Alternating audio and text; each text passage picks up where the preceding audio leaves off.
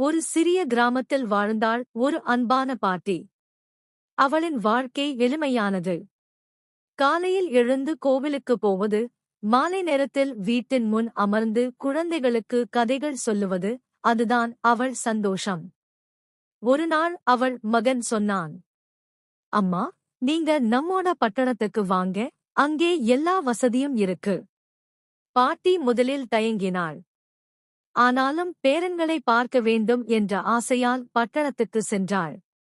பட்டணத்தில் உயரமான கட்டிடங்கள், ஓயாத வாகன சத்தம், அவசர வாழ்க்கை, இதெல்லாம் பாட்டிக்கு புதுசு. அங்கே யாரும் ஒருவரை ஒருவர் பார்த்து பேச நேரமில்லை. குழந்தைகளும் மொபைலில் மூழ்கியிருந்தார்கள். ஒரு மாலை பாட்டி பேரன்களை அழைத்து, வாங்க, நான் ஒரு கதையை சொல்றேன் என்றாள். முதலில் அவர்கள் கவனிக்கவில்லை. ஆனால் பாட்டியின் இனிய குரல் மெதுவாக அவர்களை இழுத்தது. கதையின் சுவாரஸ்யம் அதிகரிக்க, குழந்தைகள் மொபைலை விட்டு பாட்டியின் அருகில் அமர்ந்தார்கள். அடுத்த சில நாட்களில் அக்கம் பக்கத்து குழந்தைகளும் பாட்டியின் கதைக்காக கூடத் தொடங்கினர்.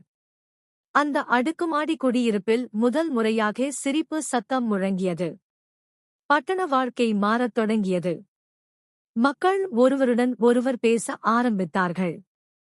பாட்டி உணர்ந்தாள், கிராமமா பட்டணமா என்பது முக்கியமில்லை. அன்பு இருந்தால் எந்த இடமும் வீடாக மாறும்.